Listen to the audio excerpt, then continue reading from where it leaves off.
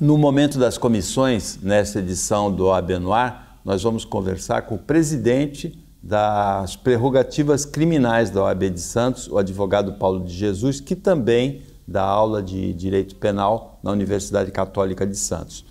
O momento de pandemia aumentou muito a violência, todos os tipos de violência, principalmente a violência contra a mulher, a violência contra a criança, a violência urbana, a violência no campo. E, ao mesmo tempo, o debate pelas redes sociais ficou um debate menos especializado e mais leigo. Como é que a gente sai dessa situação, desse imbróglio, Paulo? É um imbróglio muito difícil, porque as pessoas acabaram tendo, em razão da pandemia, um convívio forçado muito intensificado. Então, esses crimes que você mencionou, contra as mulheres, as crianças, que são aqueles crimes mais vis, repugnantes, abjetos, que são aqueles que acontecem de forma mais sorrateira, de forma mais escondida, acabaram se aflorando na pandemia, e as redes sociais acabaram funcionando como uma válvula de escape para esse tipo de denúncia. E tem uma diferença, né? Antes da pandemia, esses crimes aconteciam principalmente no final de semana. A folga do homem da casa, a bebida no bar, a volta. Agora ficou a semana toda, né? Porque justamente por essa razão, desse convívio intensificado 7 dias da semana o tempo todo, a violência acabou se tornando, ela teve mais espaço para acontecer. Mas, por outro lado, essa questão da internet, por mais que muita gente critique esses debates na internet, muita gente diz que são pessoas que não conhecem do direito e acabam falando coisa que não sabe, eu considero muito positivo, viu, Paulo? Porque independentemente da pessoa conhecer ou não um determinado assunto, o fato de levantar essa questão, de trazer à baila um determinado assunto, faz com que a sociedade pense, discuta, e são temas tão delicados, tão importantes e que demandam uma solução tão urgente, que esse tipo de discussão tem que ser trazido e tem que ser incentivado sempre. E ainda tem, além da violência física, hoje tem a violência digital também, não é? E o Código Penal brasileiro, ele precisa ser adaptado para enfrentar essa nova realidade? Precisa. Eu sempre comento que a legislação ela tem muita dificuldade, Paulo, de acompanhar os fatos concretos, os fatos reais, principalmente numa cultura brasileira que a legislação é escrita o tempo todo. Você pega na Inglaterra, o direito costumeiro, consuetudinário, é muito levado em prática. Aqui não, aqui o que tem que estar na lei para ser considerado crime. Então, até determinado assunto passar por um processo legislativo, muitas das vezes ele já mudou, o cenário já mudou, as peças já mudaram. E no ambiente cibernético, mais ainda, a legislação tem muita dificuldade de alcançar esses criminosos e conseguir apurar essas condutas. O direito ele se adapta à realidade, né? Ele tem que traduzir novos costumes sob a forma de lei ou sob a forma de interpretação da lei antiga. O que predomina? Qual a tendência que predomina no Brasil? Você diz que é colocar na lei o que está acontecendo? Sim, é porque é da nossa cultura.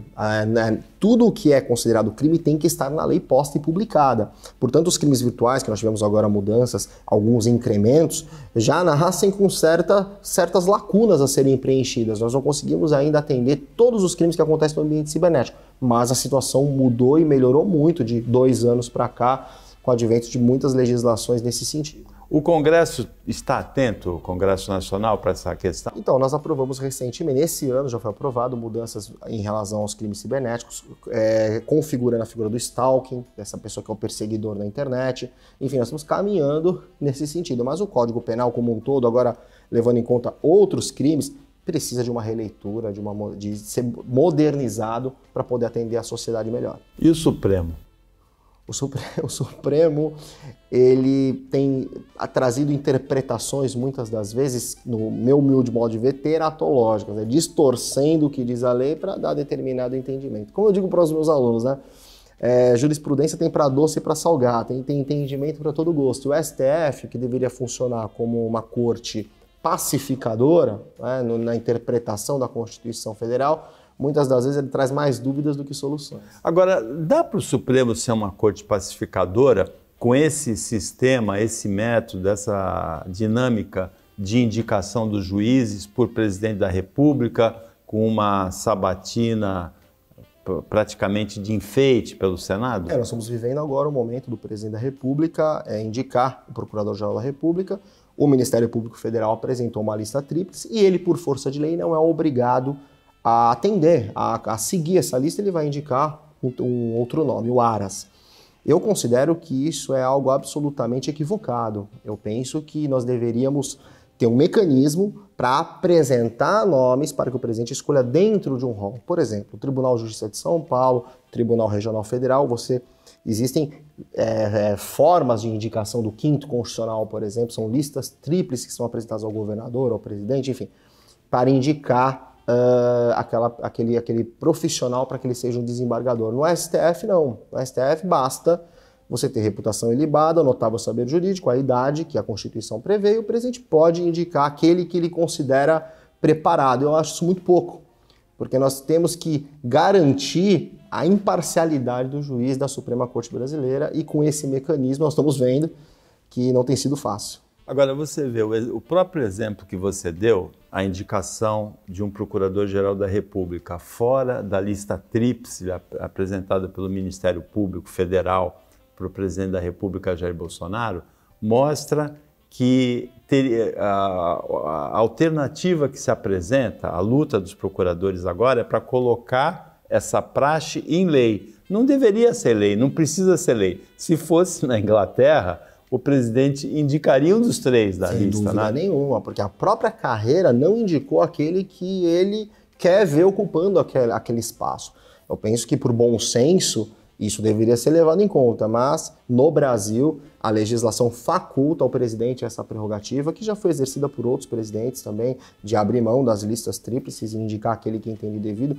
O que nós precisamos fazer e ter consciência? Nós precisamos mudar a legislação, eleger pessoas para ocupar o cargo de deputado federal, senadores que tenham essa proposta, e a partir daí mude a legislação e passe a regrar o comportamento das nossas autoridades, no caso, o presidente da República. Paulo, o que mais importante você gostaria de dizer para a nossa telespectadora, para o nosso telespectador do OAB no ar nessa edição? Olha, eu gostaria de dizer que nós temos que, enquanto sociedade, nos organizar, cobrar as autoridades, principalmente no que diz respeito ao direito penal, que é a área que eu estou discutindo aqui com vocês, para que nós modernizemos as legislações, para que nós possamos realmente atender a sociedade de uma maneira como ela merece.